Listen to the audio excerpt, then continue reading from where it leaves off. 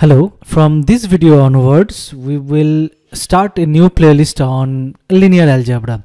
Now, in this particular channel, as I am discussing most of the stuff related to computer science, and probably we will discuss more about application on machine learning, deep learning, and as well as robotics as well. So linear algebra plays a very big role in all of these fields. So that's why it is really good to understand linear algebra at the very basic level as well as some advanced level as well. So I will try to create and cover most of the content over here, from very basics to some advanced stuff. Hopefully you will be enjoying it. So now in this video I will just try to introduce it. So it will be a very short video. I just do not want to make it big. From next video onwards we will go very deeper into all the different concepts over it. Okay, so what is linear algebra? So as we all know, it's a branch of mathematics, correct? And it's mainly deals with linear equations, linear functions as well. So you may heard about this problems, right? When you have so many linear equations, multiple linear equations, so there are a lot of ways you can solve it.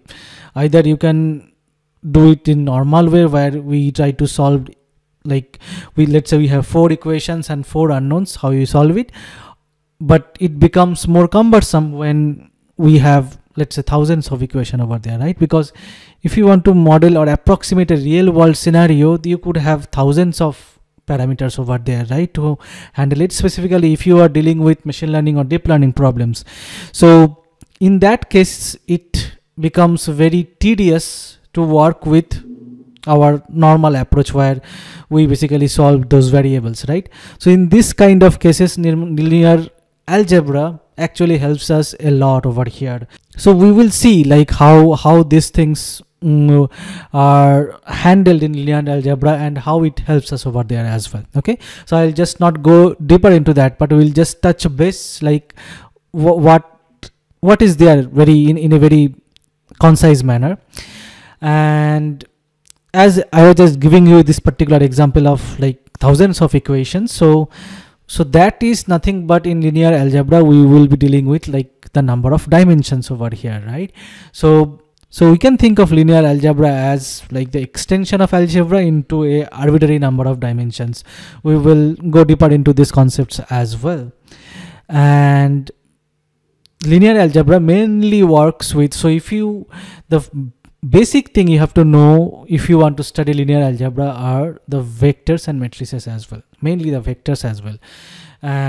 So that will be becoming our building blocks. So we will first try to get the concepts of vectors, then slowly build the other stuff over there. Okay, so let me give you an example of, let's say, how we store images or how you process images in computer, right? So when you talk about the field computer vision, so we mainly talk about like image processing or video processing, whatever it is, right?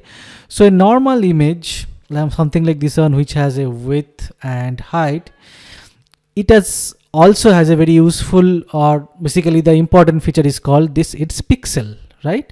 So we call, when you talk about a color image, each and every pixel has a particular color depth as well, for red, green and blue, RGB, right?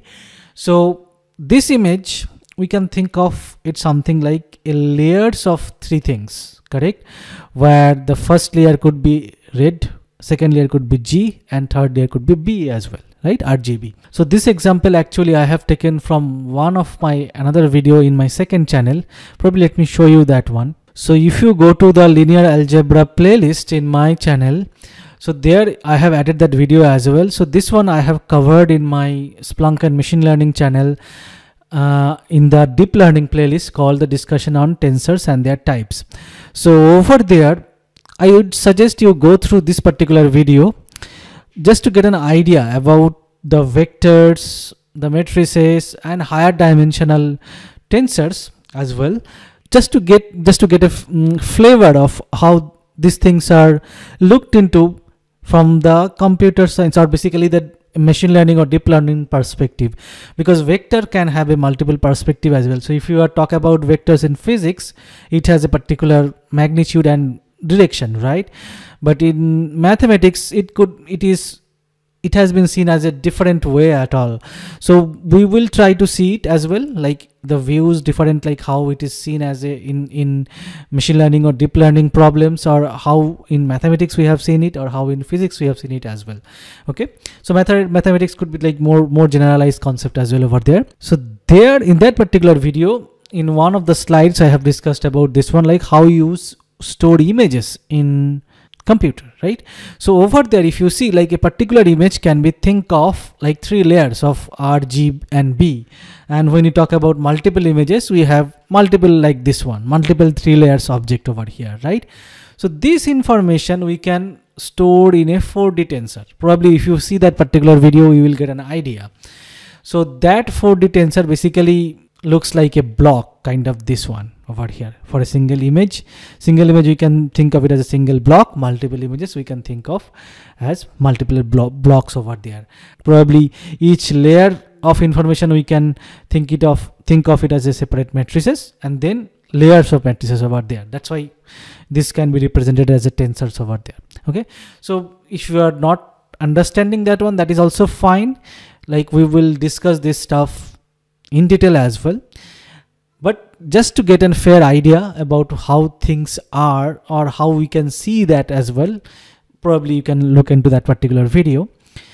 So we got a very brief idea about what linear algebra is, and we got a very brief idea about how things will be, or basically where it is helpful actually.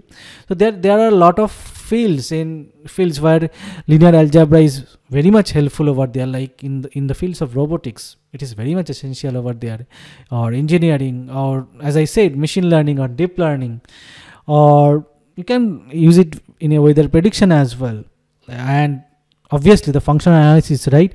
So there also we have used linear algebra extensively over there. And if you see the very basic machine learning model called our linear regression, right? So that uses this concepts of vectors and matrices extensively over there. Okay, so probably we got a very brief idea about what it will be and where it is helpful. Probably from next video onwards, we will start going deeper into the vectors first, like what it is, how we can define it, the related stuffs, and then slowly move into some other topics over there.